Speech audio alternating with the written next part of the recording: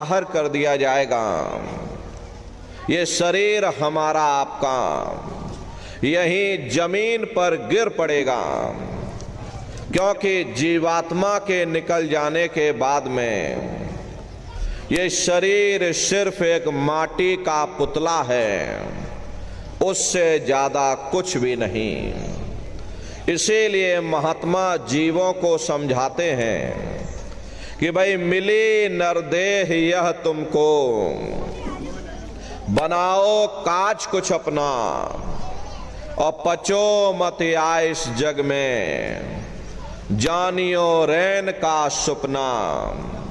प्रेमी भाई बहनों, जैसे रात में हम लोग स्वप्न देखते हैं, हालांकि उस समय पर हमें स्वप्न सच मालूम पड़ता, असली प्रतीत मालूम होता है, लेकिन जब हम लोग सुबह उठते हैं, जब हमारी आंखें खुलती हैं, तब हमें होश आता कि नहीं भाई, हम तो स्वप्न देख रहे थे, ये सब भ्रम है। ठीक उसी प्रकार से ये दुनिया भी 10-20-100 साल का स्वप्न है। अब आप कहोगे हम जाग रहे, परंतु प्रेमी भाई बहनों, ऐसा हरगिज नहीं है। जिस दिन मौत का वक्त आएगा, हम आप रोएंगे, हाय हाय करके चिल्लाएंगे कि हाय, हमने सारी जिंदगी यूं ही स्वप्न में गुजार दी, जागने का समय तो अभी आया था, जो कुछ करना था अभी करना था। लेकिन प्रेमी भाई बहनों, अब पछताए होत क्या जब चिड़िया चुग गई खेत। महात्मा प्रेम से जीवों को समझाते हैं कि भाई देह और ग्रह सब झूठा, भरम में काहे को खपना। ये घर बार हमारा अपना नहीं, ये पराया देश है, ये सराय खाना है, ये मुसाफिर खाना है। ये शरीर भी तुम्हारा अपना नहीं, ये भी काल का पिंजरा है, किराए का मकान है, पराया मकान है। किसी को 40-50 साल के लिए मिला, किसी को 80-90-100 साल के लिए मिल गया। जितने जितने श्वास उस मालिक ने बख्शे हैं, उसे भुगतने के बाद में हमें शरीर को यहीं छोड़ जाना। श्वास दुधारा नित्य ही जारी, एक दिन खाली चाम। प्रेमी भाई बहनों, एक तालाब पानी से चाहे कितना भी क्यों ना भरा हो, आप एक छोटी सी नाली काट कर खोल दीजिए, तालाब में छोटा सा छेद कर दीजिए, तो सारा पानी ही तालाब से बाहर निकल जाएगा। ठीक उसी प्रकार से हमारा ये शरीर भी श्वासों का भंडार है। जब तक श्वासों का भंडार जारी है, तब तक हम दुनिया के काम काज में उलझे हुए, दुनिया के कारोबार में हम आप फंसे हुए। लेकिन जिस वक्त ये श्वासों का भंडार खाली होगा, टेलीफोन खड़क जाएंगे, तार पहुंच जाएंगे, संदेश पहुंच जाएंगे, सब रिश्ते नातेदार, सब कुटुंब परिवार वाले, सब अड़ोस पड़ोस वाले मिनटों सेकंडों में इकट्ठा हो जाएंगे।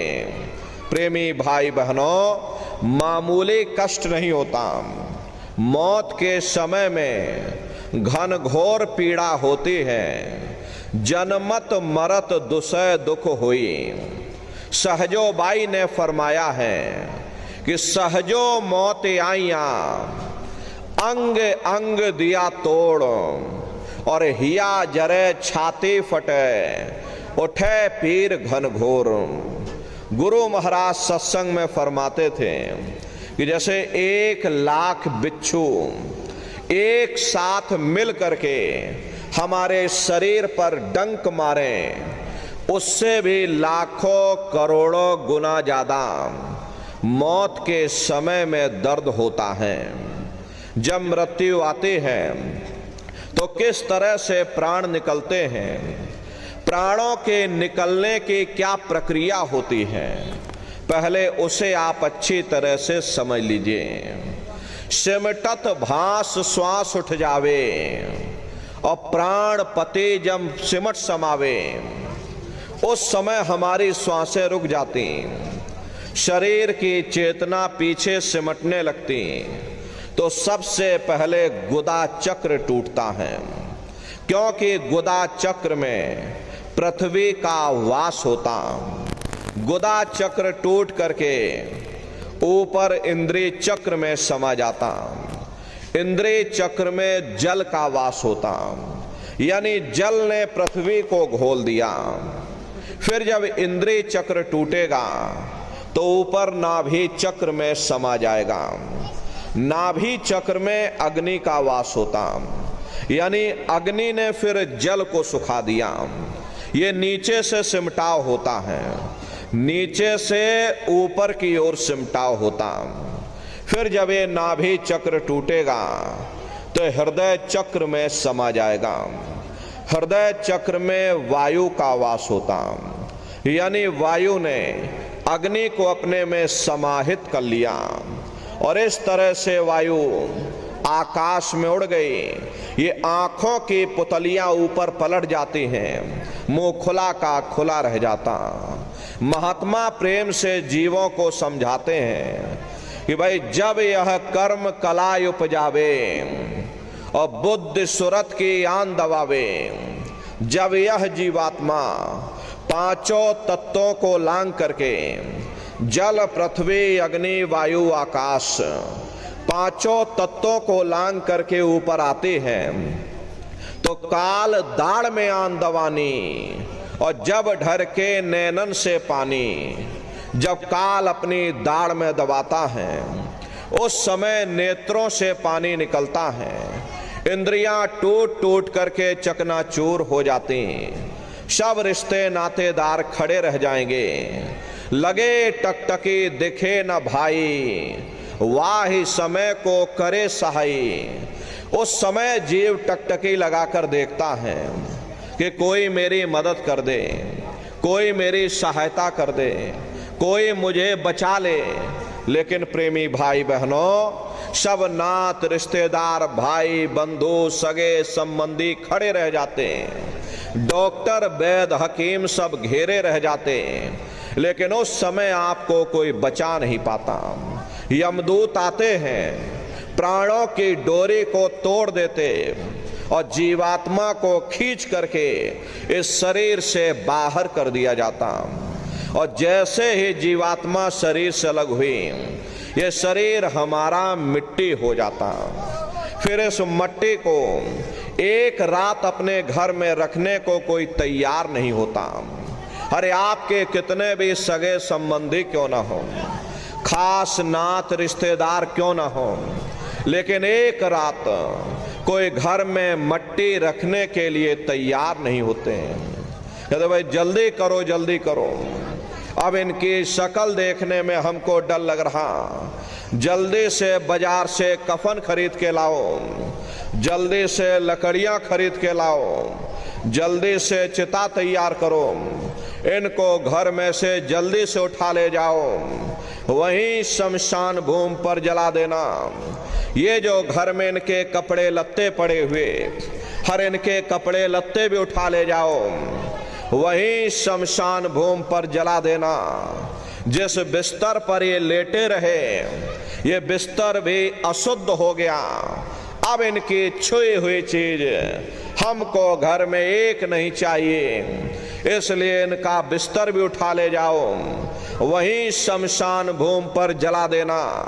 लेकिन उसने कोई सोने की अंगूठी पहनी होगी गले में कोई सोने की चैन पहनी होगी, उसे धीरे से उतार करके जेब में रख लोगे, बस वही एक अशुद्ध नहीं होगा और बाकी सब अशुद्ध हो जाएगा।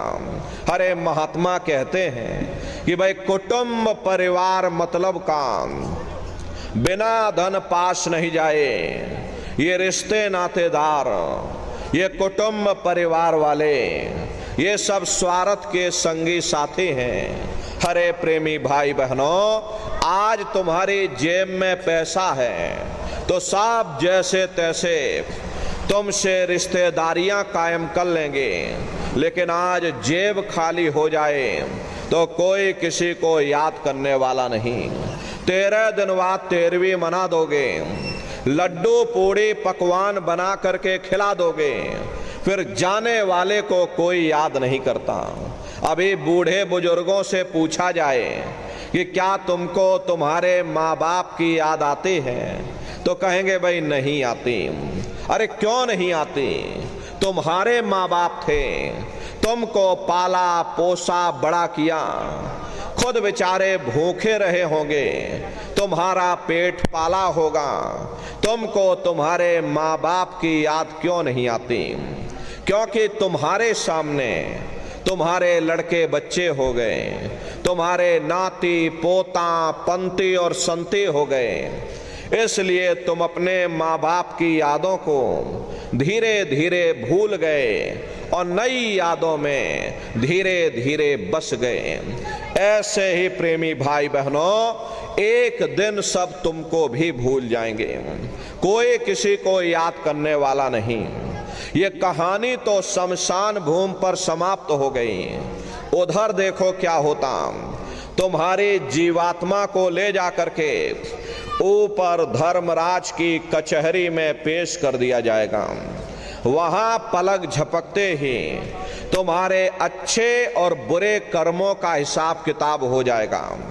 धर्मराज तुमको सजा सुना देंगे, ले जाओ इनको फलाने नरक में डाल दो, क्योंकि मैंने इनको मौका दिया था जब ये माँ के गर्भ में उल्टे लटके हुए थे, सिर इनका नीचे था, पैर इनके ऊपर थे।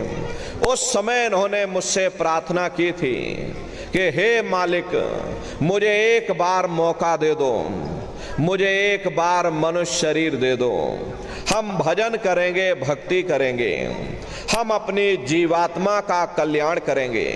तो मैंने इनकी प्रार्थना को स्वीकार कर लिया और इनको मैंने ये सुंदर सा मनुष्य शरीर दे दिया और कह करके मैंने भेजा था कि भाई ये मनुष्य शरीर ये किराए का मकान है, ये तुम्हारा अपना नहीं है।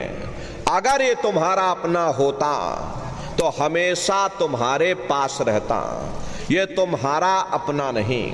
ये मैंने तुमको कुछ समय के लिए किराए का मकान दिया है। हाँ, तुम अपनी जीवात्मा को मेरे किराए के मकान में बैठा करके और मालिक की भक्ति करके अपनी जीवात्मा का कल्याण करा लेना। मैंने कुछ समय के लिए तुम सबको ये किराए का मकान दिया है। जब समय पूरा होगा मैं अपने सिपाहियों को भेजूंगा, उस समय पर तुम मेरे मकान को खाली कर देना। लेकिन इतना ध्यान रखना कि जैसा साफ सुथरा मैंने तुमको ये किराए का मकान दिया, वैसा ही साफ सुथरा तुम मुझको वापस लौटाना। लेकिन इस किराए के मकान में बैठ करके इन्होंने अच्छे बुरे कर्म कर डाले। मेरे किराए के मकान को इन्होंने अपने कर्मों से गंदा कर दिया, इसलिए कर्मों की सजा इनको मिलेगी। ले जाओ इनको फलाने नरक में डाल दो। महात्मा कभी झूठ नहीं बोलते। महात्माओं ने जब साधना किया और साधना करके जब ऊपर गए और ऊपर जा करके जब उन्होंने नरकों का हाल देखा, तो हमारी आपकी जानकारी के लिए उन्होंने धर्म ग्रंथों में लिख दिया कि लोह के खम्भ तपत के माही, और जहां जीव को ले चिपटाई वहां लोहे के खंबे अग्नि से धधक धधक कर लाल हो रहे। ऐसे खोटे जीवों को उन खम्भों में चिपटाया जाता। जीव हाय हाय करके तड़फता है, तड़फ तड़फ जीव जुलम बुखारी, और तपत खम्भ दुखी उपजे भारी। असहनी वेदना होती, असहनी दुख दर्द होता, जीव वहां रोता और चिल्लाता रहता। लाखों लाख जोजन मील तक तुम्हारे रोने और चिल्लाने की आवाज जाती है, लेकिन प्रेमी भाई बहनों, वहां कोई तुम्हारी पुकार सुनने वाला नहीं, कोई तुम्हारी दर्द भरी आवाज को सुनने वाला नहीं। महात्मा कहते हैं कि भाई नर के अनेक और हैं, कहलग कहूं बखान, और दुख भोगते यह जीव जो जाने जो भोग समान। कहते भाई एक नरक नहीं, ऐसे वहां पर अनेकों अनेक नरक बने हुए, अलग अलग खोटे पाप कर्मों के वहां पर अलग अलग नरक बने हुए। ये जीव अपने अपने कर्म के अनुसार अनंतों अनंत युगों तक, वर्षों की बात नहीं कर रहे, अनंतों अनंत युगों तक नरकों की यातनाओं को भोगता रहता। और नरकों की यातनाएं भोगने के बाद में इसी जीवात्मा को सीधे मनुष्य शरीर नहीं दिया जाता, बल्कि इसे 4 खान 84 लाख योनियों में डाल दिया जाता। जैसे बच्चा होता है, बच्चा पहले कक्षा 1 पास करेगा, फिर कक्षा 2 में जाएगा, ऐसे ही वहां पर भी पूरा चैनल बना हुआ। नरकों की यातनाओं को भोगने के बाद में इन्हीं जीवों को 4 खान 84 लाख योनियों में डाल दिया जाता। प्रेमी भाई बहनों, ये 4 खान 84 लाख योनियां, ये कोई मामूली योनियां नहीं होती। 4 खान का मतलब होता है अंडज पिंडज उपमज स्थावर, ये 4 खाने होती हैं। पहली श्रेणी इन पेड़ पौधों की आती है जिनके अंदर पानी का तत्व मौजूद होता। कभी ये भी मनुष्य हुआ करते थे, लेकिन आज अपने कर्मों का भोग पा रहे, एक जगह पर बेचारे खड़े हुए। दूसरी श्रेणी कीड़े मकोड़ों की आती है जिनके अंदर पृथ्वी और अग्नि का तत्व मौजूद होता है।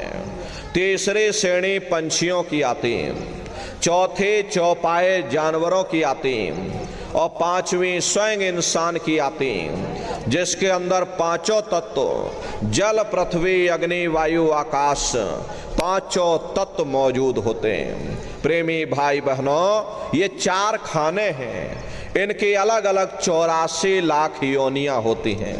अब आप पेड़ पौधों को देखिए तो ये नीम का पेड़ अलग है, पीपल का पेड़ अलग है, आम का पेड़ अलग है, छौकर का पेड़ अलग है। ऐसे ही अलग अलग प्रजातियों के कीड़े मकोड़े, अलग अलग प्रजातियों के पशु पंछी, कुल मिलाकर के 84 लाख योनियां हैं।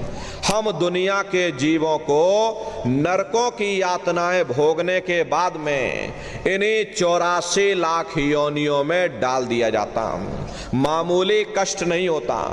अरे हमको आपको गर्मी लग गई तो हम लोग छाया में आ गए, सर्दी लग गई कंबल रजाई ओढ़ लिया, भूख लग गई रोटी खा ली, बीमार हो गए अस्पतालों में चले गए, अपना अपना इलाज करवा लिया। लेकिन देखो उन जानवरों को, क्या गर्मी, क्या सर्दी, क्या बरसात, एक एक रोटी के टुकड़े के लिए बेचारे दर बदर भटकते रहते। किसी का हाथ कट गया, किसी का पैर कट गया, किसी को जीते जी काट डाला, मुर्गी की गर्दन ही मरोड़ डाली। अरे उनको भी दर्द होता है, उनको भी तकलीफ होती। मादा बिच्छू होती है, मादा बिच्छू की मौत कैसे होती?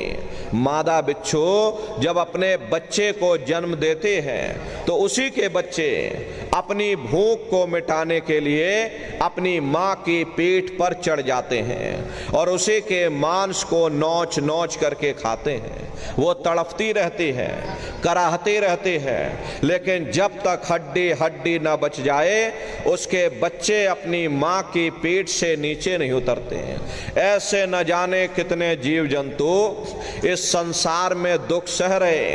अरे कई जन्म भय कीट पतंगा, कई जन्म भय मीन कुरंगा, कई जन्म पंखी सर्प होयो, कई जन्म है वर वृक्ष जोयो, मिल जगदीश मिलन की वरिया और चिरंकार यह देश सजरिया।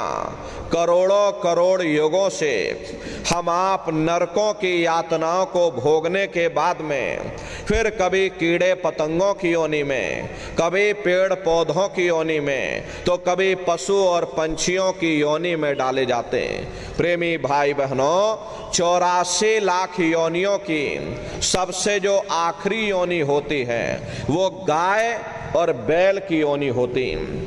गाय स्त्री का रूप लेती है और बैल पुरुष का रूप लेते।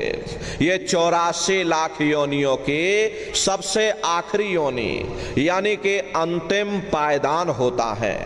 उसके बाद तब जाकर के हम लोगों को दोबारा फिर से मनुष्य शरीर प्राप्त होगा। इसीलिए कहा गया कि बड़े भाग्य मानुष तन पाया, कोट जन्म जब भटका खाया।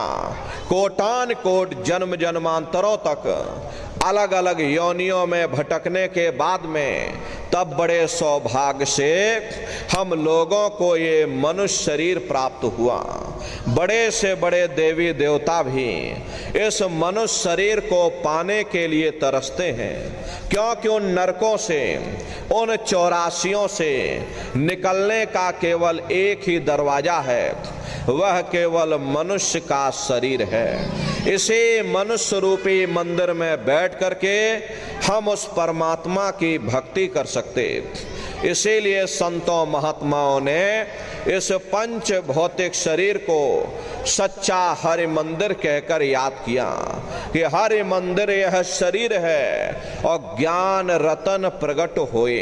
ये असली हरि मंदिर है। जब भी वो परमात्मा मिलेगा इसे हरि मंदिर के अंदर मिलेगा। इसे पंच भौतिक शरीर को गुरु नानक साहब ने नर नारायणी देह कहकर याद किया। ये वो देह है जिसमें नारायण स्वयं विराजमान है। वो नारायण जब भी मिलेंगे तो मैं तुम्हारे अंदर मिलेंगे। यही कबीर साहब ने लिखा कि जो तिल माही तेल है, जो चकमक में आग, और तेरा साईं तुझ में और जाग सके तो जाग। जिस तरह से तिल में तेल होता है, पत्थर में अग्नि होती है, ठीक उसी तरह से वो मालिक हर एक के घट घट में, हर एक के वजूद के अंदर बैठा हुआ। यही आपके धर्म पुस्तकों में भी लिखा है कि अरे मोको का धूड़े रे बंदे, मैं तो तेरे पास में, और ना तीरथ में ना मूरत में, मैं तो हूँ विश्वास में। ना मैं तीरथ में मिलूंगा, ना मैं मूरत में मिलूंगा, ना मैं अन्य किसी कर्म कांड में मिलूंगा, ना मैं ग्रंथों में मिलूंगा, ना मैं पोथियों में मिलूंगा, ना मैं किताबों में मिलूंगा। चाहे सारी उम्र बैठ करके तुम किताबें पढ़ते रहो, अरे मैं जब भी मिलूंगा तो मैं तुम्हारे अंदर मिलूंगा। प्रेमी भाई बहनों, बड़ी सीधी सी बात है कि अगर खाना बनाने की किताब सारी उम्र बैठ करके पढ़ते रहोगे कि भाई खाना ऐसे बनता है और खाना वैसे बनता है, खाने में नमक डाला जाता है और खाने में तेल डाला जाता है, तो कभी तुम्हारा पेट नहीं भर सकता। जब तक आप खाना बनाओगे नहीं, उसे स्वयं खाओगे नहीं, कभी तुम्हारा पेट नहीं भर सकता। हम वेदों की निंदा नहीं करते, हम ग्रंथों की निंदा नहीं करते, हम गीता, कुरान और बाइबल की निंदा नहीं करते। अरे वेद, शास्त्र, गीता, कुरान, बाइबल कहती है कि भाई मनुष्य के अंदर अंड खंड ब्रह्मांड है, स्वयं वो परमात्मा इसके अंदर बैठा हुआ। चलो अंदर चलो, अंदर चल करके उस परमात्मा का दर्शन दीदार करो। अब सवाल तो ये उठता है, भाई आखिर हम अपने अंदर जाकर के उस परमात्मा का दर्शन कैसे करेंगे। तो इसके लिए संतों महात्माओं ने केवल 3 साधन बताए। साधन 3 सार्यन वर्णे और साधन सब थोथे मान। इस कलयुग में उस मालिक को पाने के लिए महात्माओं ने केवल 3 साधना बताई। पहला है सुमरन, दूसरा है ध्यान और तीसरा है भजन। सुमरन कहते हैं मालिक को याद करना, ध्यान कहते हैं दृष्टि को एकाग्र करना, और भजन कहते हैं कान में उंगली डाल करके उस शब्द को सुनना, उस नाम को सुनना, उस देववाणी आकाशवाणी को सुनना जो 24 घंटे तुम्हारे अंदर गूंज रही। प्रेमी भाई बहनों, ये सुरत शब्द नाम योग की साधना है। संतों का जो इतिहास रहा, संतों के इतिहास में सबसे पहले कबीर साहब आए जिन्होंने सुरत शब्द नाम योग की साधना जारी की। उसके बाद गुरु नानक साहब आए, गुरु नानक साहब ने भी सुरत शब्द नाम योग की साधना जारी की। उसके बाद और भी महात्मा आए, कबीर, नानक, दादू दरिया, भीखा, रविदास, पलटू, जगजीवन। चित्रकूट में आप चले जाइए, गोस्वामी जी महाराज जिन्होंने रामचरित्र मानस बनाई, उन्होंने भी सुरत शब्द नाम योग की साधना जारी की। अरे आपके राजस्थान की धरती पर देखो मीराबाई हुई, सहजोबाई हुई, उन्होंने भी उस मालिक को पाया तो सुरत शब्द नाम योग की साधना करके पाया। प्रेमी भाई बहनों, ये सुरत शब्द नाम योग की साधना है। इस साधना की 3 क्रियाएं हैं, सुमरन, ध्यान और भजन। तो कैसे आप लोग सुमरन करोगे, कैसे ध्यान और भजन करोगे, जरा अच्छी तरह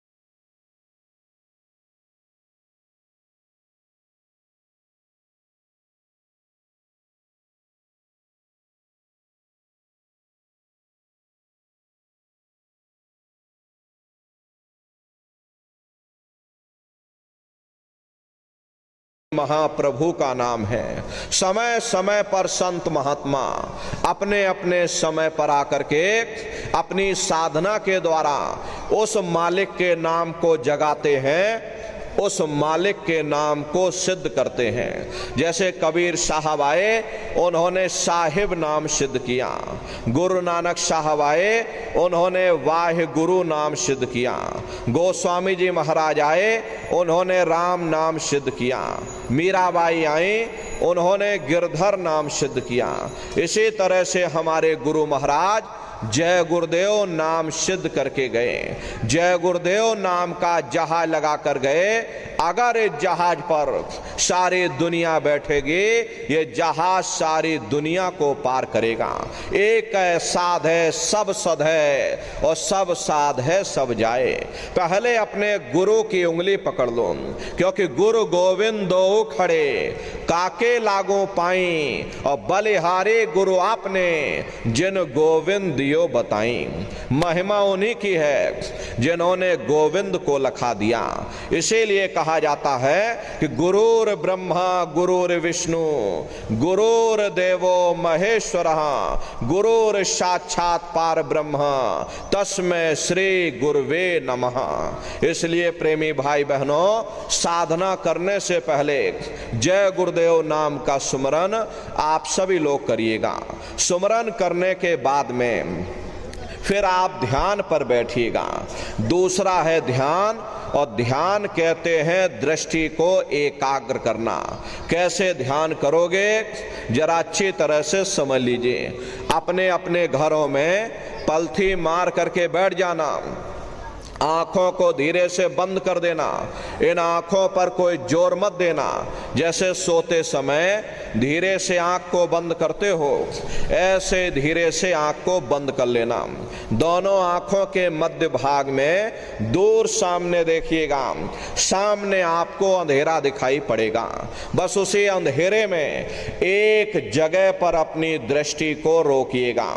होशियारी यही रहे, ये आंखों की पुतलियां हिलने ना पाए। शुरुआती समय में ये आंखों की पुतलियां हिलेंगी, लेकिन जब आप अभ्यास करोगे, करत करत अभ्यास ते और जड़मत होत सुजान, जब अभ्यास करते रहोगे तो ये आंखों की पुतलियां हिलना बंद हो जाएंगी। तो दूर सामने अंधेरे में एक जगह पर आप अपनी दृष्टि को रोकिएगा, या उस अंधेरे को ही आप देखते रहना। एक टक हो करके सामने अंधेरे को देखते रहिएगा। दृष्टि अपने आप एकाग्र हो जाएगी। उस समय किसी के बारे में सोचना नहीं, किसी के बारे में विचार मत करिएगा। शरीर को बिल्कुल हिलाना डुलाना नहीं, शून्य हो करके बस सामने अंधेरे को देखते रहो। देखते देखते देखते देखते आपकी दृष्टि अंधेरे में एकाग्र हो जाएगी, और जैसे ही आपकी दृष्टि उस अंधेरे में एकाग्र होगी तो सुई की नोक के बराबर काले में भी काला बिंदु, बड़ा चमकीला बिंदु होगा। तारे की तरह चमचम चमचम चमकेगा। वो सामने आपको अंतर में दिखाई देगा। जब वो चमकदार बिंदु सामने दिखाई पड़ जाए, तब आप अपनी दृष्टि को उस बिंदु पर एकाग्र करिएगा। जब आप अपनी दृष्टि उस बिंदु पर एकाग्र करोगे तो वही बिंदु दरवाजा है। वो दरवाजा खुल जाएगा, ये शिव नेत्र खुल जाएगा, ये दिव्य दृष्टि खुल जाएगी, और आप दरवाजे के अंदर दाखिल हो जाओगे। एक बार प्रेमी भाई बहनों, ये दिव्य दृष्टि खुल जाए, फिर क्या भूत क्या भविष्य और क्या वर्तमान, कोई भेद आपसे गुप्त नहीं रहेगा। लाखों वर्ष पहले क्या हुआ था, भविष्य में क्या होने वाला है, आप बैठ करके और ध्यान में सब कुछ देख सकते हो। तो यह है ध्यान करने का तरीका। और तीसरा है भजन। गाने बजाने का नाम भजन नहीं है, नाच गाना ढोल मजीरा का नाम भजन नहीं है। भजन कहते हैं उस रूहानी आवाज को सुनना जो 24 घंटे तुम्हारे अंदर गूंज रही। तो कैसे भजन करोगे, जरा अच्छी तरह से समझ लीजिए। ये दोनों उंगली कानों में डाल करके ये कानों को बंद कर लेना। कान इसीलिए बंद किए जाते हैं ताकि बाहर की कोई आवाज हमको सुनाई न पड़े। अपनी सुविधा से बैठिएगा। कुर्सी पर चाहे कुर्सी पर बैठ जाओ, सोफे पर चाहे सोफे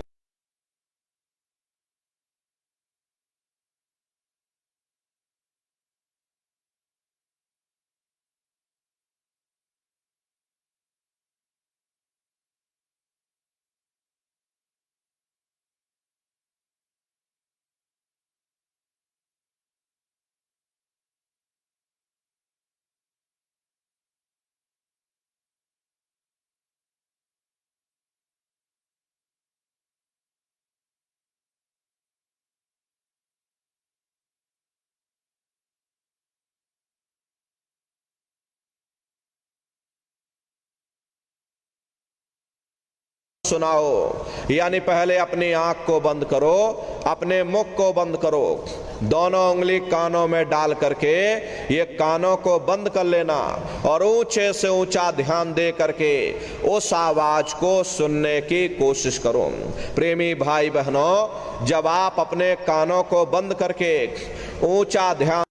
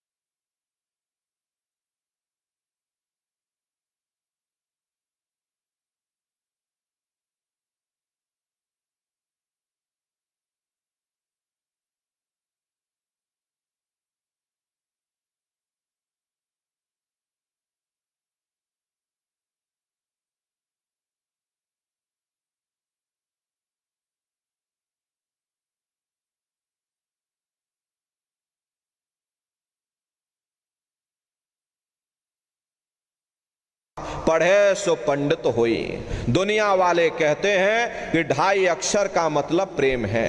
प्रेम नहीं है, प्रेम में तो मात्रा लगी हुई। यहां पर जिस 2.5 अक्षर का वर्णन उन महात्माओं ने किया वो है शब्द शा आदा बा और दा। उसी शब्द को महात्माओं ने नाम कहा। कलयुग केवल नाम यधारा, सुमिर सुमिर नर उतरहि पारा। कलयुग में केवल नाम का आधार है। वो नाम तुम्हारे अंदर 24 घंटे गूंज रहा, वो आपको सुनाई पड़ेगा। प्रेमी भाई बहनों, जब घंटे संग की आवाज आपको सुनाई पड़ने लग जाए तब आप उस आवाज को पकड़ लेना, उसको सुनने लग जाना। जब आप उसको सुनने लग जाओगे तो वो आवाज धीरे धीरे बढ़ना शुरू होगी और बढ़ते बढ़ते इस कदर बढ़ेगी कि आपके रोम रोम में घंटे और शंख की आवाज गूंजने लग जाएगी। बड़ी घनघोर आवाज होती है, बड़ी मधुर वो आवाज होती। अरे दुनिया के संगीत कुछ नहीं है। जब आप उस रूहानी संगीत को सुनोगे इतना भारी आनंद आपके ऊपर छा जाएगा, इतनी खुशी आपको होगी, अरे ऐसा नशा आपके ऊपर चढ़ जाएगा, इतना आप उस आवाज में खो जाओगे या आप सारी दुनिया को भूल जाओगे। प्रेमी भाई बहनों, शंकर भगवान को वही नशा चढ़ा था। शंकर भगवान कोई गांजा भांग नहीं पीते थे। ये तो हमने आपने शंकर भगवान को भी बदनाम कर दिया कि शंकर भगवान गांजा भांग पीते थे तो चलो हम भी गांजा भांग पिएंगे। लेकिन ऐ नन्नारियों, शंकर भगवान ने कभी गांजा भांग नहीं पिया। शंकर भगवान जिस नशे में लीन रहते थे वो नाम का नशा था, वो ध्यान का नशा था, वो भक्ति का नशा था। जब आप उस आवाज को सुनोगे तो आपको भी वो नशा चढ़ जाएगा, क्योंकि उस आवाज में चुंबक है। जब आप उस आवाज को सुनोगे तो वो आवाज आपको अपनी ओर खींचेगी और जब खिंचाव होगा तो जीवात्मा का फैला हुआ प्रकाश ये 9 दरवाजों से सिमटने लगेगा। अब ये 9 दरवाजे कौन कौन से हैं? देखो प्रेमी भाई बहनों, अच्छी तरह से समझिएगा, ये बहुत बड़ा विज्ञान है। दुनिया का विज्ञान जब समाप्त हो जाएगा तो ये विज्ञान प्रारंभ होगा। तो 9 दरवाजे कौन कौन से हैं? 2 आंख, 2 कान, 2 नाक के सुराख, 1 मुंह और 2 मलमूत्र का रास्ता। ये शरीर के 9 दरवाजे हैं। सबसे पहला दरवाजा गुदा चक्र आता है। गुदा चक्र में गणेश जी वास करते हैं। गणेश जी वहां के मालिक हैं। ये 4 दल का कवल है। यहां पर पृथ्वी तत्व पाया जाता। उसके ऊपर इंद्रिय चक्र आता है। इंद्रिय चक्र में ब्रह्मा जी वास करते हैं। ये 6 दल का कवल है, यहां पर जल तत्व पाया जाता। उसके ऊपर ये नाभि चक्र आता। नाभि चक्र में विष्णु जी वास करते। ये 8 दल का कवल है, यहां पर अग्नि तत्व पाया जाता। उसके ऊपर ये हृदय चक्र आता। हृदय चक्र में शिव जी वास करते हैं। ये 12 दल का कवल है, यहां पर वायु तत्व पाया जाता। हरे वास तो वो ऊपरी मंडलों में करते हैं, लेकिन उनका प्रकाश इन चक्रों पर पड़ता है। उसी के ऊपर एक कंठ चक्र आता है, यहां पर आद्या महाशक्ति की किरणें पड़ती हैं। ये 16 दल का कवल है। और आप सबसे ऊपर, तुम्हारी जीवात्मा सबसे ऊपर दोनों आंखों के मध्य भाग में बैठी है, जहां पर देवियां बिंदी लगाती हैं और पुरुष जहां पर टीका लगाते हैं। ये बिंदी और टीका यहां पर हम लोग इसीलिए लगाते हैं क्योंकि यहीं पर हमारी जीवात्मा बैठी है, उसका श्रृंगार किया जाता है। तो ये 10वां द्वार है जहां पर तुम्हारी जीवात्मा बैठी हुई।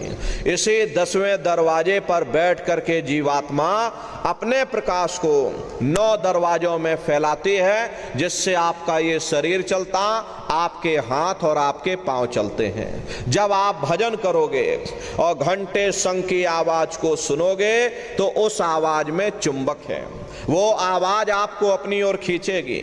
और जब खिंचाव होगा तो जीवात्मा का फैला हुआ प्रकाश 9 दरवाजों से सिमट करके यही 10वें दरवाजे पर इकट्ठा हो जाएगा। और जैसे ही यहां पर इकट्ठा हुआ, तुरंत शब्द जीवात्मा को खींच करके इस शरीर से बाहर कर देगा।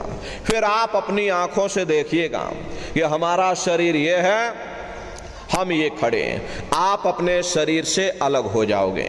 जैसे चिड़िया होती है, चिड़िया घोंसले से निकल करके आसमानों की उड़ान भरती है और शाम को फिर अपने घोंसले में आ जाती, ऐसे ही तुम्हारी जीवात्मा इस शरीर रूपी घोंसले से निकल करके ब्रह्मांडों की सैर करेगी, देवी देवताओं के दर्शन करेगी, राम और कृष्ण के दर्शन करेगी और घूम करके फिर अपने शरीर रूपी घोंसले में वापस चली आएगी। प्रेमी भाई बहनों, अरे ब्रह्मा विष्णु महादेव जिनकी सारी दुनिया पूजा करती है, अरे आप सभी लोग ब्रह्मा विष्णु महादेव की पूजा करते हो, लेकिन कभी आपने जीवन में ये पता नहीं किया भाई जिनकी हम पूजा कर रहे आखिर ये है कौन, ये कहां पर रहते हैं, ये क्या काम करते हैं, और इनके माँ बाप कौन हैं, राम कौन है, कृष्ण कौन है, ईश्वर कौन है, ब्रह्म कौन है, पार ब्रह्म कौन है, ये कहां पर रहते हैं। तो जरा संक्षिप्त में आप समझिएगा, क्योंकि अगर हम इसका वर्णन करेंगे लाखों वर्ष लग जाएंगे, एक लोक का वर्णन नहीं कर पाएंगे। इतने विशाल लोक ऊपर बने हुए, लेकिन संक्षिप्त में आपको हम बता रहे कि किन किन मंडलों को पार करते हुए तुम्हारी ये जीवात्मा अपने 5वें मंडल पर यानी कि सचखंड में पहुंचेगी। प्रेमी भाई बहनों, जब आप भजन करोगे और घंटे शंख की आवाज को पकड़ करके जब आप शरीर रूपी घोंसले से बाहर निकल जाओगे, तो उसी घंटे शंख की आवाज को पकड़कर यह जीवात्मा ब्रह्मांडों की चढ़ाई करेगी। पलक झपकते यह जीवात्मा खरबों योजन ऊपर चली जाती है। ये सूरज चांद सितारों को पार करने के बाद सबसे पहले जो आपको लोक मिलेगा उसे महात्माओं ने शिवलोक कहा। शिवलोक तमोगुणी स्थान है, वहां के मालिक शिव जी हैं, वो पार्वती जी के साथ उस लोक में विराजमान हैं। शिव जी का दर्शन करने के बाद फिर जब आप ऊपर चढ़ोगे, उसी के ऊपर ब्रह्मा जी का लोक आएगा। ब्रह्मा जी का लोक वो रजोगुणी स्थान है, वहां के मालिक ब्रह्मा जी हैं, वो गायत्री सावित्री और सरस्वती के साथ उस लोक में विराजमान हैं। और ब्रह्मा जी का दर्शन करने के बाद फिर घंटे शंख की आवाज को पकड़ करके फिर जब आप ऊपर चढ़ोगे, उसी के ऊपर विष्णु लोक आएगा। विष्णु लोक वो सतोगुणी स्थान है, वहां के मालिक विष्णु जी हैं, उनका बड़ा मनमोहक स्वरूप है, उनके उनके 4 भुजाएं हैं और चारों भुजाओं में शंख, गदा, पद्म और चक्र सुशोभित हैं और आप क्षीर सागर में लक्ष्मी जी के साथ विराजमान हैं। ये तीनों देवता ब्रह्मा, विष्णु और महादेव अपने अपने लोक में बैठ करके राज कर रहे हैं। एक रचयिता है जो जीवों को रचता है, एक पालनहार है जो जीवों को पालता है और एक संहार करता है जो जीवों को नष्ट कर देता। इनके जो माता हैं वो आद्या महाशक्ति हैं। ब्रह्मा, विष्णु, महादेव लोक के ऊपर वो आद्या महाशक्ति का लोक आता है और उसी लोक को पार करने के बाद सबसे पहला देश पड़ेगा, या यूं कह लीजिए कि पहली राजधानी पड़ेगी, जिसे महात्माओं ने सहस दल कवल कहा, वो राजधानी है। ये ब्रह्मा, विष्णु, महादेव के जो लोक हैं उस राजधानी के अंतर्गत आने वाले जिले हैं। आप इस तरह से समझिए जैसे आपके राजस्थान की राजधानी जयपुर है, भीलवाड़ा आपका जिला है, इसी तरह प्रेमी भाई बहनों वो सहस दल कवल राजधानी है। राजधानी का जो मालिक है वो निरंजन भगवान है। ये ब्रह्मा, विष्णु, महादेव ये निरंजन भगवान के ही पुत्र हैं और ये आद्या महाशक्ति ये निरंजन भगवान की अर्धांगिनी हैं और निरंजन भगवान स्वयं तीनों लोकों के मालिक हैं। उन्हीं को त्रिलोकीनाथ कहा जाता, हिंदू उन्हीं को परमात्मा कहते, मुसलमान उन्हीं को खुदा कहते, ईसाई उन्हीं को गॉड कहते हैं। ये जल एक है, चाहे जल को आप पानी कह लो, चाहे नीर कह लो या चाहे वाटर कह लो। इसी तरह प्रेमी भाई बहनों वो परमात्मा एक है। निरंजन भगवान का जो स्वरूप है वो ज्योतिष स्वरूप है। हजार बातें की अखंड ज्योति वहां पर बराबर जल रही।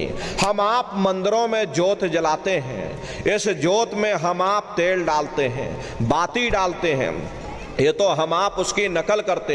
महात्माओं ने कहा भाई वो अखंड ज्योति ऐसी जल रही जिसमें ना तेल की जरूरत है और ना बाती की जरूरत है। पलटू साहब ने जिक्र किया है कि उल्टा कुआ गगन में और तिसमें जरे चिराग और तिसमें जरे चिराग, बिना रोगन बिन बाती और 6 ऋतु 12 मास जरत रहे दिन राती और सतगुर मिले जो होए ताहि की नजर में आवे और बिन सतगुर नहीं कोई वाह को दर्शावे। वो अखंड ज्योति ऐसी है जिससे पूरा ब्रह्मांड प्रकाशवान हो रहा। जितनी भी अवतारी शक्तियां आई, राम आए, राम को वहीं से नीचे उतारा गया। इसीलिए उस देश को अयोध्या नगरी या कौशलपुर देश कहा गया।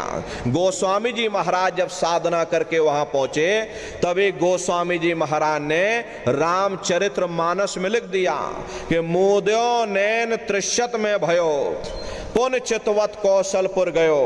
जब मैंने अपने बाहर की आंख बंद की, मेरी अंतर की आंख खुल गई और मैं क्या देख रहा हूं, मैं कौशलपुर देश में पहुंच गया।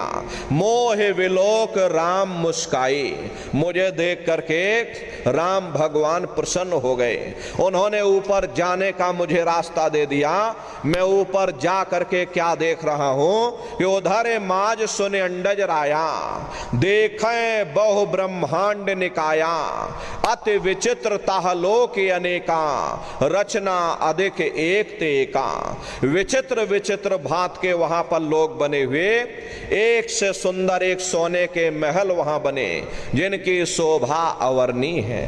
प्रेमी भाई बहनों वो राम भगवान का देश है, वो असली अयोध्या नगरी है। प्रेमी भाई बहनों जब आप वहां पहुंचोगे, वहां की रचनाओं को देखोगे, देखते ही रह जाओगे। ये क्या ईश्वर की लीला है, कैसे उसकी कारीगरी है, अनंत उसकी सत्ता है, अनंत ही उसका प्रकाश है। हरे नर नारियों उसी आनंद को पा करके बड़े बड़े राजे महाराजाओं ने अपने राज काज पर ठोकरें मार दी और जंगलों में जाकर के नंगे हो करके नाचने लगे। मीराबाई को जब ये दौलत मिल गए, मीराबाई ने राजपाट छोड़ दिया। मीराबाई कहने लगी, मैं मिल जाए पाए पीऊ अपना, तब मेरे पीर बुझानी, और मीरा सुरत शब्द सहलानी। कबीर साहब को जब ये दौलत मिल गई और अन्य महात्माओं को जब ये दौलत मिल गई, उन्होंने कलम तोड़ करके लिख दिया, ये अचरज देखा भारी साधो, अचरज देखा भारी रे, और बिना बजाए निस्दिन बाजे, घंटा शंख नगारी रे, और बहरा सुन सुन मस्त होते हैं, तन की खबर बिसारी रे, और बिन भूमि के महल बना है, तामे ज्योति उजारी रे, और अंधा देख देख सुख पावे, बात बतावे सारी रे, और जीता मरकर फिर जी जावे, बिन भोजन बलधारी रे, और ब्रह्मानंद संत जन बिरला, कोई समझे बात हमारी रे। प्रेमी भाई बहनों, वो राम भगवान का देश है, वो असली अयोध्या नगरी है। राम जी का दर्शन करने के बाद फिर तुम्हारी ये जीवात्मा दूसरे मंडल के शब्द को पकड़ करके दूसरे मंडल की चढ़ाई करेगी। शाम तज श्वेत को गहना, सुरत को तान धुन सुनना, और बंक के द्वार धस बैठो, और त्रिकुटी जाए कर लेना। उसी के ऊपर दूसरा देश आता है जैसे महात्माओं ने त्रिकुटी देश कहा। वहां के जो मालिक हैं वो ब्रह्म हैं, वहीं से मन और माया की उत्पत्ति हुई, वहीं से तीन गुण रजोगुण तमोगुण सतोगुण, तीनों गुणों की उत्पत्ति वहीं से हुई। ये जो आपके वेद हैं, वेदों को सारी दुनिया पढ़ती है, वेदों की भी उत्पत्ति उसी स्थान से हुई है। महात्मा कहते हैं कि त्रिकुटी महल में विद्या सारा, घनहर गरजे बजे नगारा, और लाल वरन सूरज उजियारा।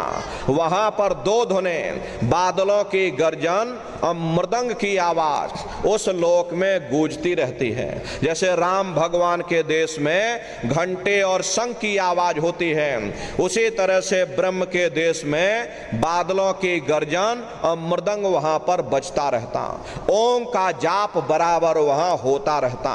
ब्रह्म का जो स्वरूप है लाल वरण सूरज उजियारा, ये सूरज कुछ नहीं है, ऐसे लाखों लाख सूर्य इकट्ठे करोगे तो वहां का एक सूर्य बनेगा। प्रेमी भाई बहनों, अरे ब्रह्म का जो स्वरूप है वो सुबह के लाल सूर्य के समान है, इसीलिए वहां का पूरा ब्रह्मांड लाल है। जहां तक आपकी निगाह जाएगी ब्रह्म देश में चारों तरफ आपको लाल ही लाल नजर आएगा। महात्मा जब साधना करके वहां पहुंचे तभी महात्माओं ने लिख दिया, लाली मेरे लाल की जित देखो तो लाल, और लाली देखन में गई और मैं भी हो गई लाल। वो पूरा ब्रह्मांड ही लाल है। तो जितने साधक वहां पहुंच जाते हैं उन सभी को योगेश्वर कहा जाता है। जैसे व्यास जी हुए, वशिष्ठ जी हुए, वाल्मीकि जी हुए, इन सब की पहुंच वहीं तक थी। इसीलिए कहा गया कि वाल्मीकि भय ब्रह्म समाना।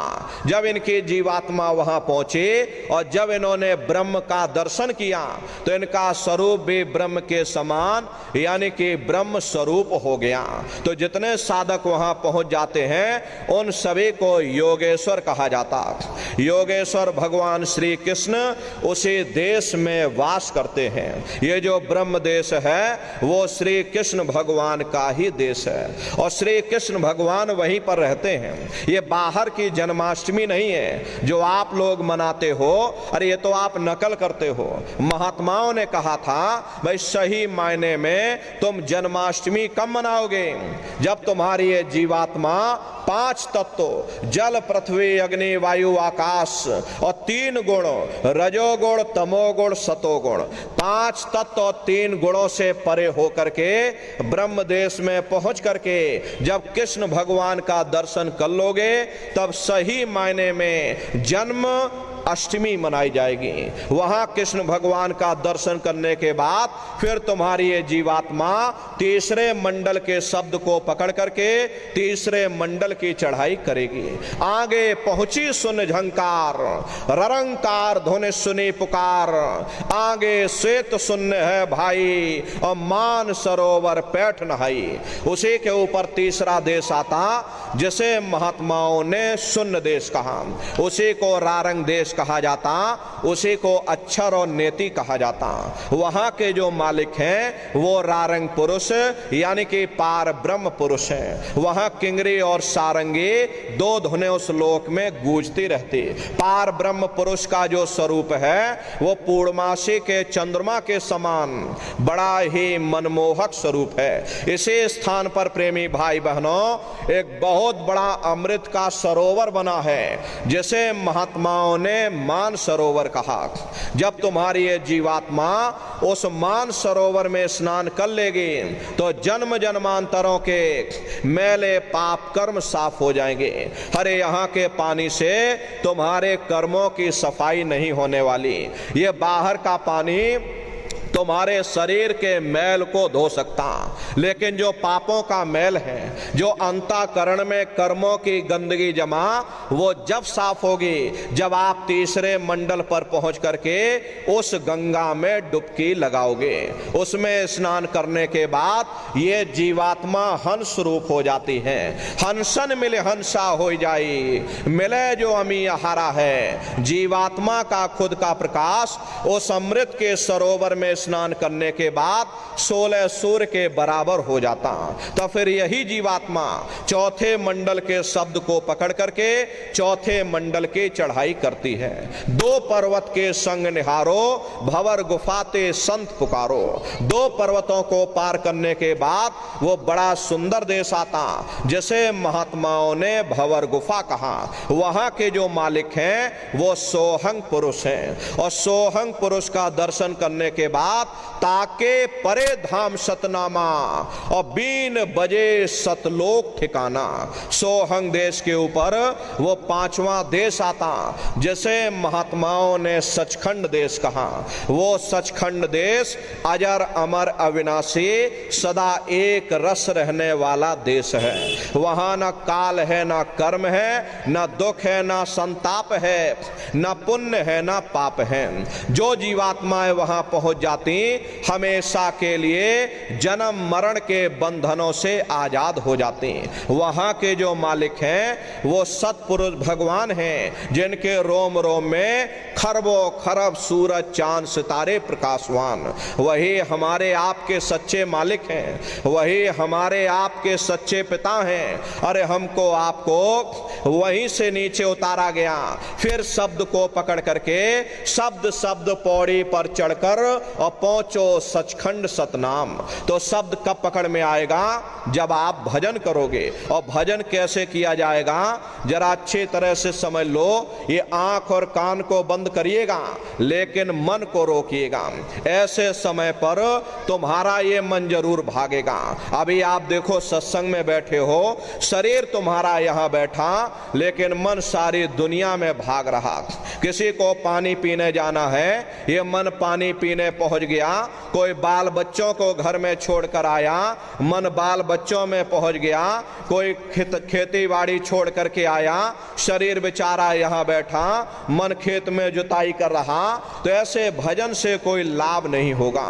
जिन्होंने मार मन डाला उन्हीं को सूरमा कहना, बड़ा बैरी ये मन घट में इसी का जीत ना कटना।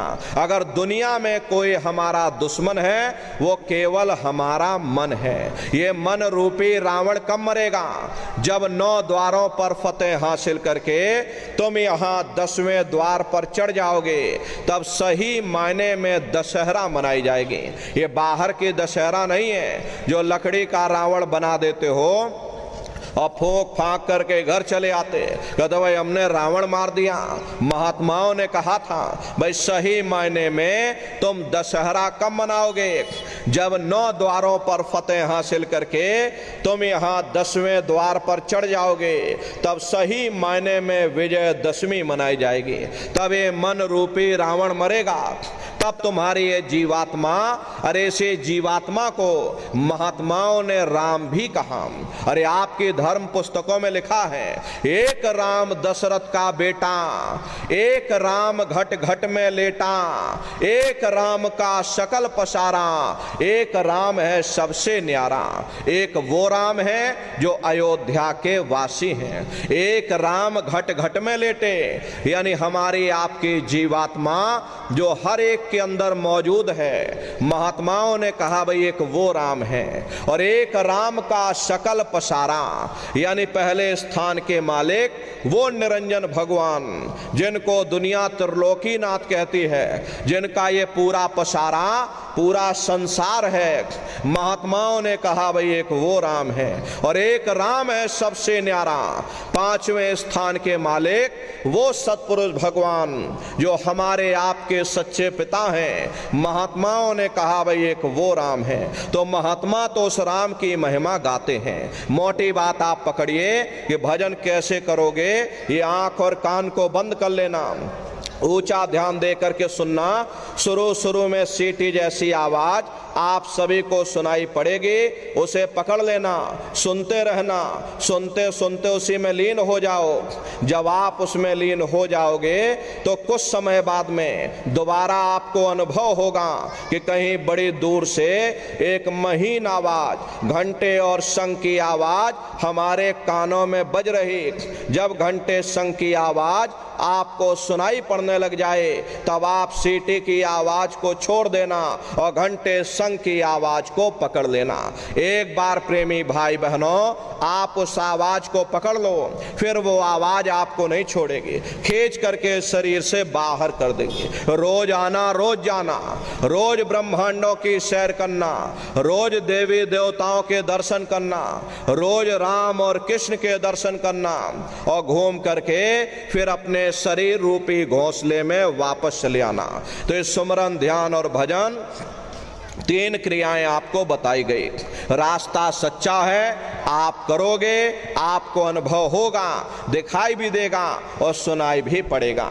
लेकिन नित्य नियम से अभ्यास करिएगा, नागा नहीं होने पाए। अरे आप देखो शरीर को भोजन देते हो, सुबह दोपहर शाम रात खाते रहते हैं, लेकिन कभी आपने विचार नहीं किया ये जीवात्मा जो जन्म जन्मांतरों से भूखी प्यासी बैठी है, और जिसकी शक्ति से तुम्हारा ये शरीर चल रहा, तो कभी अपनी जीवात्मा को तुमने भोजन नहीं दिया।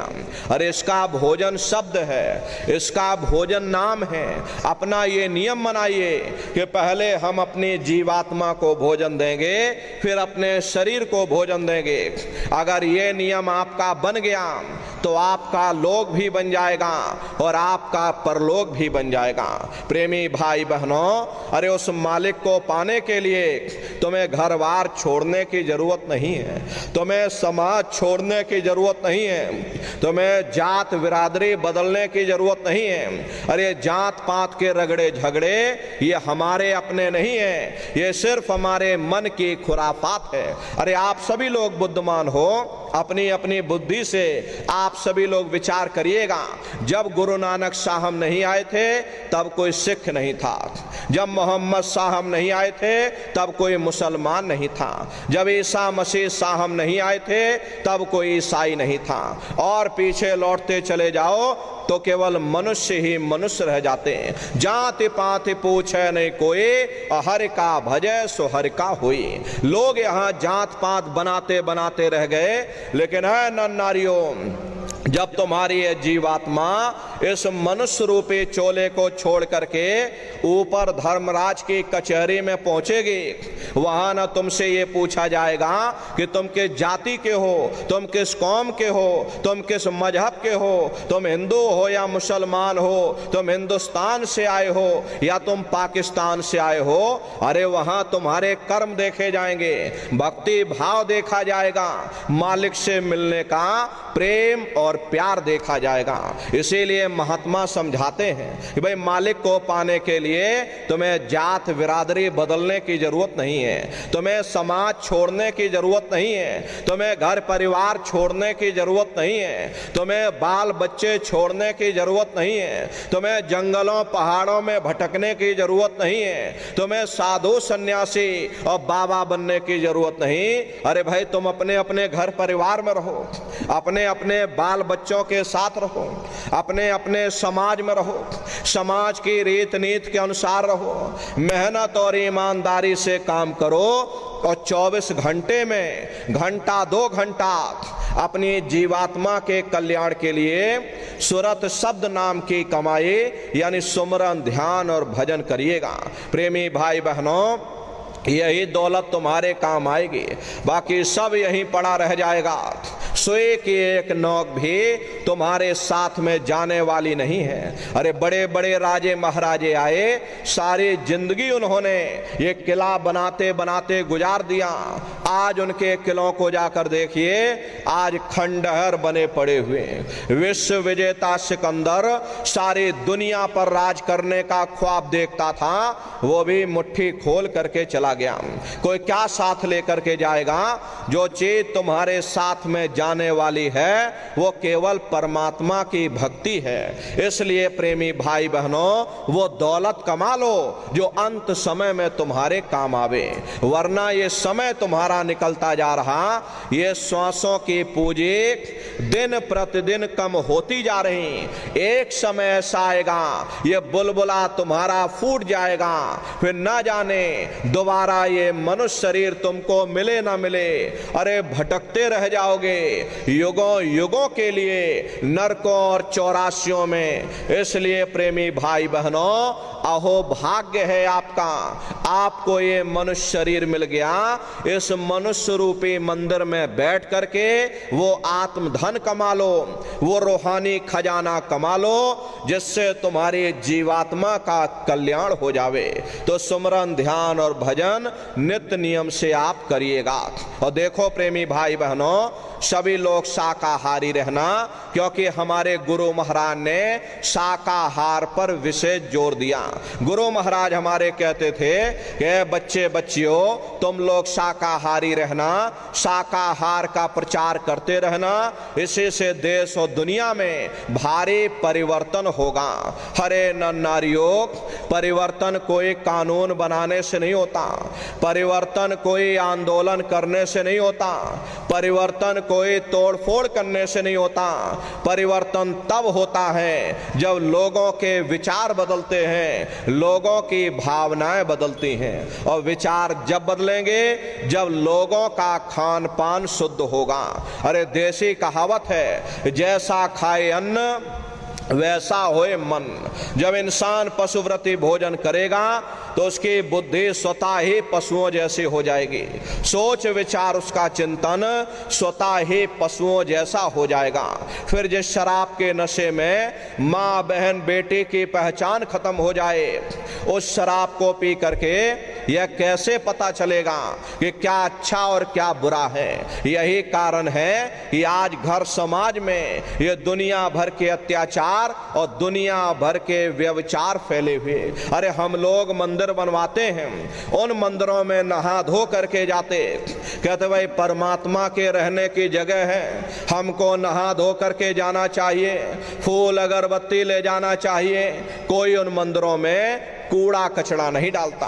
अगर कूड़ा कचड़ा डालोगे तो आपस में लाठियां चल जाएंगी। फिर ये जो हरि मंदिर है, ये पंच भौतिक शरीर जिसे महात्माओं ने हरि मंदिर कहा, इसमें तुम हाड़ मांस के लोथड़े डालते हो, इसमें तुम शराब के कतरे डालते हो। अरे अपने बनाए हुए मंदिर की आप कद्र करोगे और परमात्मा के बनाए हुए इस हरि मंदिर को तुमने जीते जी कब्रिस्तान बना दिया तो सख्त सजा मिलेगी। अरे महात्माओं ने लिखा है कि तिल भर मच्छी खाई के कोट गौ दय दान और काशी करवट जा मरे निश्चय नरक निदान। यदि तिल भर भी मच्छी खा करके फिर चाहे कोटान कोट गौओं का दान करो और काशी में जा करके मत्था रगड़ते रगड़ते अपनी पूरी जिंदगी वहां गुजार दो, फिर भी तुमको तुम्हारे गुनाहों की सजा मिलेगी, कोई बच नहीं सकता। क्योंकि ये कर्म भूमि है, यहां तुम जैसा कर्म करोगे वैसा फल तुमको मिलेगा। देखिए इस कर्म भूमि पर कृष्ण भगवान तक नहीं बच पाए। उस समय बाली को छिप करके बाण मारा था, वही बाली कृष्ण अवतार में बहेलिया बन करके आ गया। कृष्ण भगवान के पैरों में पद्म चमकता था, हिरण की आंख समझ करके अब बहेलिये ने निशाना मार दिया और जब पास में आकर के देखा कृष्ण भगवान थे, अफसोस करने लगे। लेकिन कृष्ण भगवान ने उसको समझाया, इसमें तुम्हारा कोई दोष नहीं, उस समय हमने तुमको मारा, आज तुमने हमको मार दिया, हमारा तुम्हारा अदला बदला पूरा हो गया। कर्म प्रधान विश्व रच राखा और जो जस करे सो तस फल चाखा।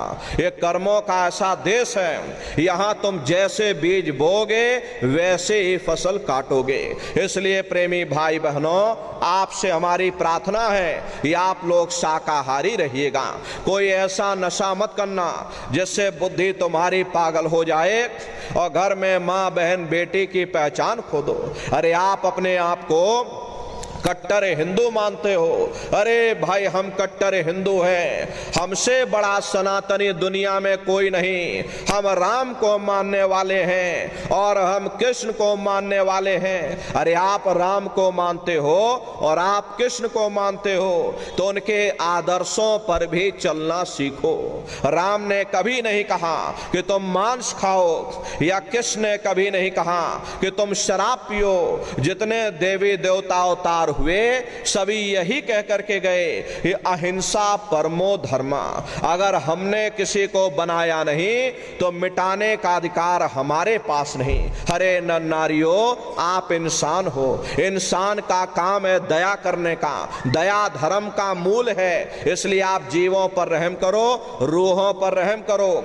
सभी लोग शाकाहारी रहना, शाकाहार का प्रचार अपने अपने क्षेत्रों में बराबर आप लोग करते रहिए। देखिए हमारे गुरु महाराज परम संत बाबा जय गुरुदेव जी महाराज ने एक अच्छे समाज के निर्माण के लिए, चरित्रोत्थान के लिए, लोगों को शाकाहारी और सदाचारी बनाने के लिए 116 वर्ष की आयु तक अथक मेहनत और परिश्रम किया।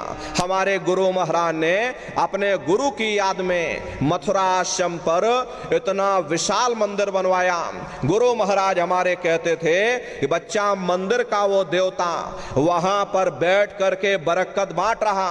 अरे आप लोग आइए, वहां कोई रुपया पैसा नहीं चढ़ाया जाता, कोई चंदा चुटकी नहीं। अरे आप लोग आए, मंदिर के देवता के सामने अपनी एक बुराई को चढ़ा दीजिए। वहां पर बुराई चढ़ाई जाती है कि हम आज से मांस मछली नहीं खाएंगे, हम आज से अंडा शराब का सेवन नहीं करेंगे, हम आज से झूठ नहीं बोलेंगे, हम आज से किसी को धोखा नहीं देंगे।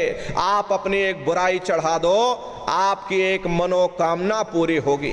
ऐसा वरदानी मंदिर गुरु महाराज ने अपने गुरु की याद में मथुरा आश्रम पर बनवाया। उन्हीं की याद में ये पावन भंडारे का कार्यक्रम 20 दिसंबर से और 24 दिसंबर तक मथुरा आश्रम पर मनाया जाएगा। तारीख आप लोग याद रखिएगा, 20 दिसंबर से और 24 दिसंबर तक ये भंडारे का कार्यक्रम होगा। तो आप सभी प्रेमी भाई बहन भंडारे के कार्यक्रम में सपरिवार सादर आमंत्रित हैं, आप लोग पधारिएगा।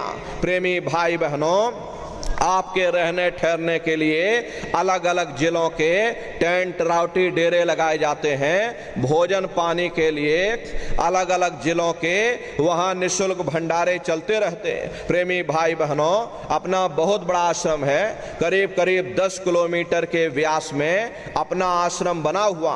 देश के कोने कोने से दसियों लाख की संख्या में सत्संगी प्रेमी भाई बहन मथुरा दरबार में पधारते हैं। तो प्रेमी भाई बहनों, आप लोग पधारिएगा। ये भंडारे के कार्यक्रम में सपरिवार सादर आमंत्रित हैं। अपने बच्चों को भी लेकर के आइएगा।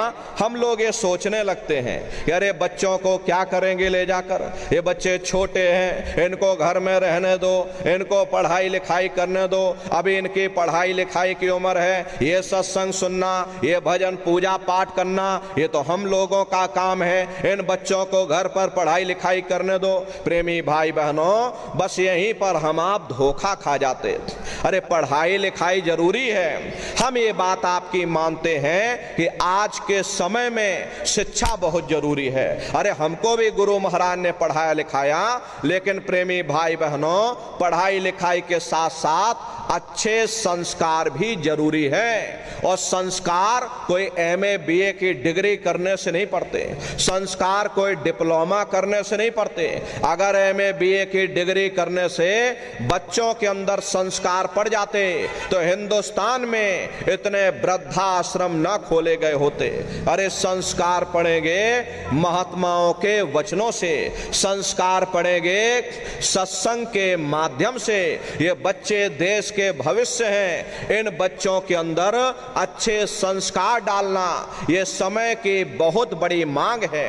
अरे आज के समय में बच्चों के अंदर संस्कारों की कमी देखी जा रही, वरना पहले के समय में अकेले माँ बाप अपने 4-4 बच्चों को पाल लेते थे, लेकिन आज के समय में वही 4-4 बच्चे, वही एमए बीए और डिग्री और डिप्लोमा किए हुए बच्चे अपने माँ बाप को रोटी नहीं खिला पा रहे। शादी हो जाती है, घर परिवार बांट करके रख दिया, जमीन जायदाद बांट करके रख दी, चूल्हा चौका बांट करके रख दिया, यहां तक कि माँ बाप को भी बांट करके रख दिया। 10 दिन तुम हमारे घर में छोड़ दो और 10 दिन बाद तुम अपने घर में ले जाना है। नर नारियों, ये संस्कारों की बहुत बड़ी कमी है। माताओं बहनों, ये बच्चे तुम्हारी धरोहर हैं, ये बच्चे तुम्हारे जीवन की पूंजी हैं। अपनी पूंजी को संभाल करके रखिए।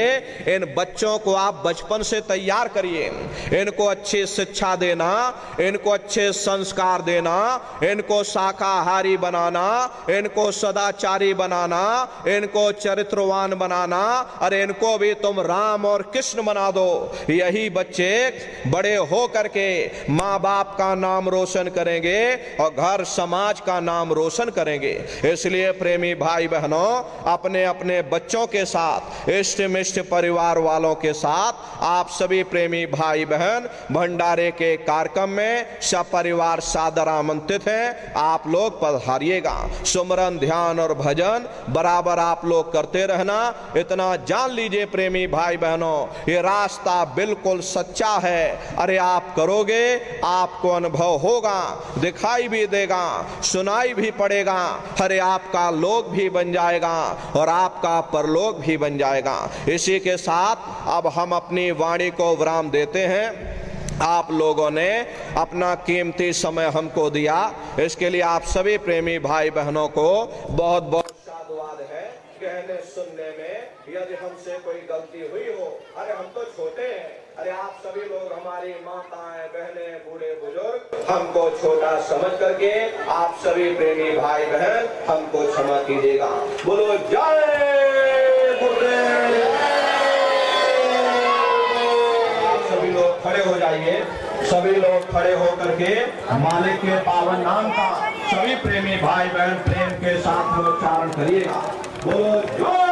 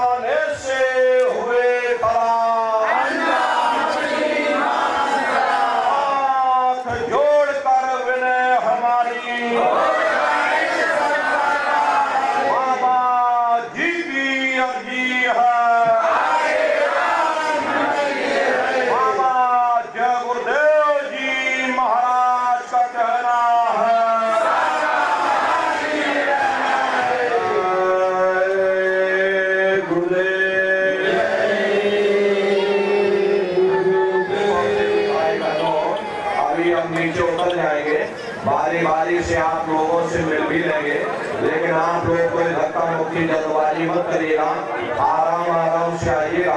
सबसे पहले माताएं बहनें आएंगी, उसके बाद भाई लोग आएंगे। माताओं बहनों अपने सिर को ढक करके आइएगा और दर्शन के पश्चात आपको सामने सत्संग का प्रसाद मिलेगा। सत्संग का प्रसाद लेकर के तब आप लोग अपने अपने घरों की तरफ बढ़ाइएगा। जय गुरुदेव।